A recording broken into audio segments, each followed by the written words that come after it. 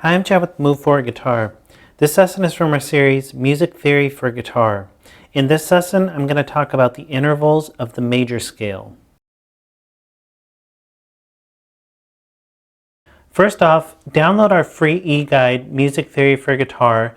It contains everything that I'm talking about in this lesson, all the charts and diagrams, as well as much more, so it'll be really useful to you. And like I said, it's free, so there's no reason not to just go download that.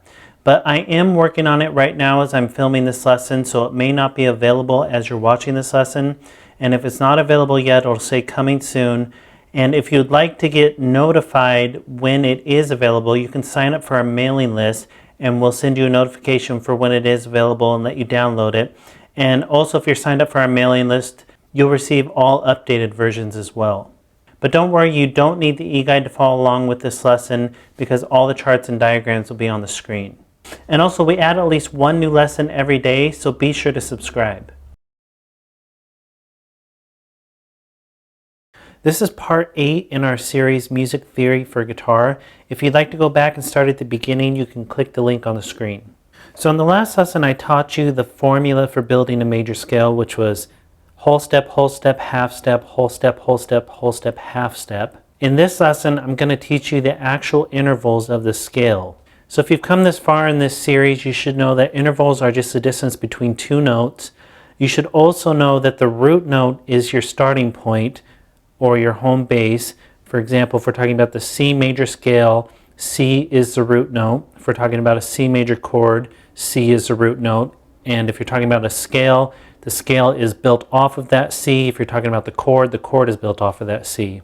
So now right here we're looking at a C major scale on the 5th string, just up one octave, which you've already seen this before. Instead of looking at this as notes, we're going to look at it as its intervals. So C is going to be the root, and it would look like this.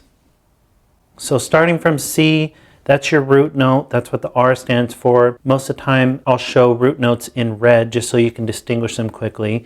So it starts with your root. The next interval is a major second, or just a 2.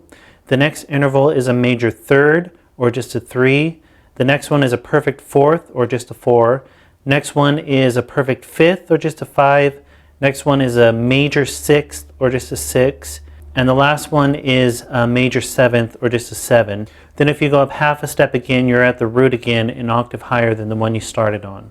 So those are the intervals in a major scale. And then if you wanted to, you could just keep repeating that over and over again. So from that root an octave higher, you go up a major second, then to the major third, and so on. You just keep repeating that. And the formula you would use would stay the same as I taught in the last lesson, where it's whole step, half step, whole step, half step. And I showed that as C major, but you could move this anywhere, and this structure, these intervals are going to stay the exact same. You're just going to be on a different spot on the neck. So if I move this to G, it's going to look the exact same, except you're starting on a G. So this is starting on G on the 6th string, 3rd fret. It would look the exact same, just in a different spot on the fretboard. Or if I started on F, it would look the exact same, just starting on the 6th string, 1st fret this time. So nothing about the intervals will ever change when you're talking about major scales. They'll always be these intervals, and the distances between the notes will always look like this. It's just wherever you start, that's your root note, so that's going to determine where these intervals land on the fretboard, because all the intervals are relating back to the root note. So just to reiterate, your root is your starting point.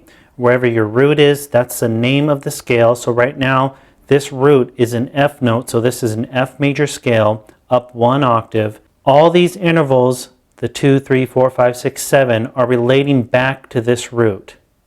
So everything is built off of the root note.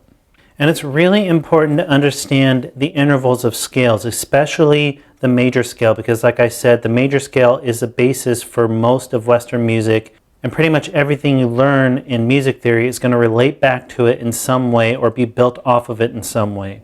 So understanding the major scale and how the intervals are laid out and what the intervals are in the scale is really important.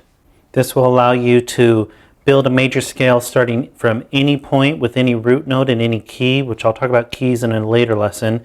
It'll also allow you to build different types of chords that are in the major scale. It'll allow you to build all the chords in the major scale. It'll also help you understand other scales because you can relate it back to the major scale.